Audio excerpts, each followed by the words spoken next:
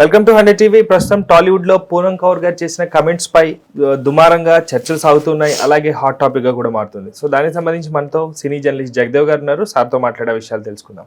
నమస్తే అండి. నమస్తే. సో ప్రస్తుతం టాలీవుడ్ లో పూనం కౌర్ గారు చేసిన కమెంట్స్, అలాగే మా అసోసియేషన్ రెస్పాండ్ అవుతూ వీళ్ళిద్దరి మధ్యన కూడా చర్చలు జరుగుతాయా, లేకపోతే ఇది ఇలాగే హాట్ టాపిక్ గా పెద్ద అవుతూనే ఉంటుంది? పూనం కౌర్ గారు చాలా సందర్భాల్లో స్పందించారు, చాలా సందర్భాల్లో ఎక్స్లో పోస్ట్ చేశారు.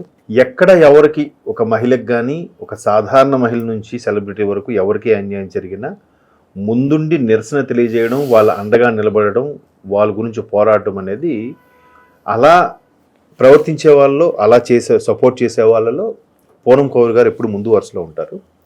ఆవిడ చాలా సందర్భాల్లో నిర్భయ లాంటి ఘటనలో కూడా చాలా అగ్రెసివ్గానే స్పందించి రెస్పాండ్ అయ్యారు.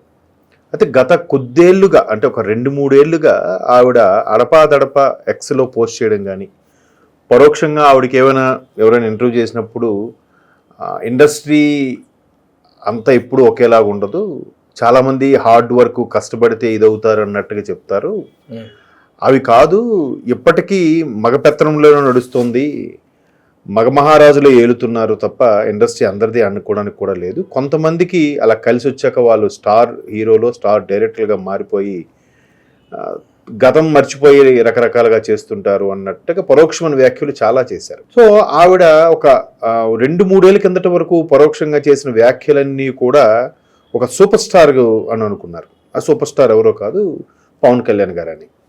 పవన్ కళ్యాణ్ గారు వల్లే ఈమె జీవితం ఇట్లా అయిపోయిందా, పవన్ కళ్యాణ్ గారు వల్లే ఇట్లా అయిందా అని ఆ అనుమానం ఎందుకు వచ్చిందంటే, ఒకసారి శ్రీరెడ్డి లాంటి వాళ్ళు పవన్ కళ్యాణ్ గారి గురించి, రామ్ గోపాల్ వర్మ గారు పవన్ కళ్యాణ్ గురించి కొన్ని వ్యాఖ్యలు చేసినప్పుడు ఈవిడ సపోర్ట్గా పవన్ కళ్యాణ్ గారికి మాట్లాడింది. అంటే ఇది ఆల్మోస్ట్ వాళ్ళు జనసేన పార్టీ పెట్టిన కొత్తలో ఇప్పుడు. సో అప్పుడు పవన్ కళ్యాణ్ గారికి ఫేవర్గా ఉండి, ఇదేంటిది పవన్ కళ్యాణ్ గారి వల్లే ఈవిడ ఇబ్బందులు పడిందా అన్నట్టుగా చాలామంది సోషల్ మీడియా వేదికగా డౌట్ వ్యక్తం చేశారు. కొంతమంది అయితే కథనాలు కూడా రాసేశారు.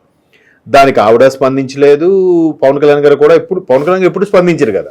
ఆ తర్వాత ఒక 1 year బ్యాక్ ఎప్పుడు మళ్ళీ ఇలాగే ట్వీట్ చేశారు ఆవిడ, నేను ఒకరి వల్ల నష్టపోయాను, మీరు అనుకుంటున్న సూపర్ స్టార్ హీరో ఎవరైతే హీరోగా ఉండి రాజకీయాల్లోకి వెళ్ళారో, ఆవిడ పేరు పెట్టలేదు, హీరోగా సూపర్ స్టార్గా ఉండి రాజకీయాల్లోకి వెళ్ళారో ఆయన కాదు, మీరు అనుకుంటున్న వ్యక్తి ఆయన కాదు, ఒక దర్శకుడే అన్నట్టుగా చిన్న హింట్ ఇచ్చారు ఆవిడ. సో అప్పుడు కొంతమంది ఎవడా దర్శకుడు, ఎవడే వింటాడు అన్నారు. తర్వాత అక్కడికి ఇంకో 6 నెలలు పోయిన తర్వాత ఇంకో ట్వీట్లో ఏదో ఇలాగే ఇండస్ట్రీలోనో బయట సోషల్ లో ఇష్యూస్ జరిగినప్పుడు ఇట్లాగే పరోక్షంగా ఒక దర్శకుడు అన్నట్టుగా, త్రివిక్రమ్ గారు అన్నట్టుగా కూడా స్పందించినట్టుగా చూసాం. సో మొన్న మళ్ళీ ఒక 6 months బ్యాక్ ఎప్పుడు మళ్ళీ స్పందించినప్పుడు కూడా త్రివిక్రమ్ గారి మీదే ఆవిడ బురద జల్లుతున్నారు అని కూడా అనుకున్నాం. అయితే బురద జల్లుతున్నారా నిజంగా వాస్తవమా అనేది మనకు తెలియదు. డైరెక్ట్ గా నేమ్ వాడారు కాబట్టి. ఇంకోటి దీనిపై ఎవరు ఖండించలేదు కూడా. గతం ఒక 6 నెలల కిందట ఎప్పుడు ట్వీట్ చేసినప్పుడు కూడా, అంటే నాకు కరెక్ట్గా పీరియడ్ ఆఫ్ టైం గుర్తులేదు, అప్పుడు కూడా త్రివిక్రమ్ గారి గురించి ప్రస్తావించి ఖండించినప్పుడు కూడా బయట ఇండస్ట్రీ ఎవరు స్పందించలేదు, ఎవరు ఖండించలేదు, ఎక్కడ మాట్లాడలేదు. ఈవెన్ త్రివిక్రమ్ గారిని గురూజీ అని అనుకుంటారు కదా సోషల్ మీడియాలో, ఆ ఫ్యాన్స్ కూడా ఎక్కడైనా స్పందించలేదు. సో ఎట్టకేలకు మీరు మరలా ఆవిడ ఇలా స్పందించారని అనడం. ఈ మధ్యకాలంలో మన నటి మాధవీలత గారి మీద కూడా కొన్ని జుగుప్సాకరమైన వ్యాఖ్యలు చేశారు మన జేసీ గారు. తర్వాత ఇండస్ట్రీలో కూడా రోజా గారి మీద ఒక సత్యనారాయణ గారు చేశారు. అఫ్ కోర్స్ ఆవిడ కూడా అంతకుముందు పవన్ కళ్యాణ్ గారి మీద, పవన్ కళ్యాణ్ గారి మాజీ భార్య రేణు దేశాయ్ గారి మీద కూడా చాలా భయంకరమైన వ్యాఖ్యలు చేశారు. ఇవన్నీ బుర్ర జల్లడం జరుగుతున్నాయి. రీసెంట్గా సురేఖ గారు కూడా నాగార్జున గారి గురించి, చైతన్య గురించి కూడా చాలా దారుణమైన వ్యాఖ్యలు చేశారు. అయితే ఇక్కడ ఈవిడ ఈరోజు చేసిన పోస్టుకు సంబంధించి మా నుంచి శివబాలాజీ గారు రెస్పాండ్ అవ్వడం అనేది కొంచెం ఆశ్చర్యం కలిగిస్తుంది. కొంచెం ఏంటి ఇతను ఒక్కడే స్పందించే ఇది ఉందా, ఇంకెవరు స్పందించకూడదు? ట్రెజరర్ ఎందుకు పంపిస్తారు సార్?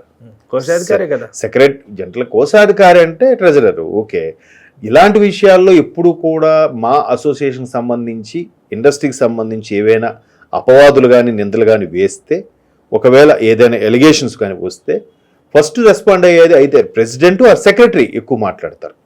కోశాధికారి లాంటి వ్యక్తులు ఎప్పుడు ఎక్కువగా స్పందించరు. బట్ శివబాలాజీ కొంచెం ఆ విషయంలో ముక్కుసూటుగా వెళ్ళే మనిషి కాబట్టి ఆయన మనం ఈవెన్ బిగ్ బాస్ సీజన్ 1 కూడా ఆయనే విన్నర్ అనుకుంటున్నాను. ఆయన అప్పుడు కూడా చాలా ముక్కుసూటిగా అందరూ బిగ్ బాస్కి భయపడాలి ఏదైనా కూడా ఆయన టర్మ్స్ అండ్ కండిషన్ కూడా చెవిలో పెడచెవిని పెట్టాడు ఆయన. నేను ఇలాగే ఉంటా, కరెక్టే, నా తప్పు అయితే నన్ను పంపించండి అన్నట్టుగానే మాట్లాడేవాడు. సో అటువంటి శివబాలాజీ ఈరోజు ట్రెజరర్గా ఉన్నా కూడా, శివబాలాజీ గారు ట్రెజరర్గా ఉన్నప్పుడు కూడా ఆయన బాగానే స్పందించారనిపించింది. ఎందుకంటే ఆవిడ గత కొద్ది సంవత్సరాలుగా ఆవిడ నాకు తెలిసి మరాఠా అమ్మాయి అనుకుంటా, మహారాష్ట్ర అమ్మాయి అనుకుంటా, బట్ తెలుగు ఉన్నారు. మొత్తం ఎస్వి కృష్ణారెడ్డి సినిమా ఏదో ఉంటుందండి, బాగుంటుంది సినిమా.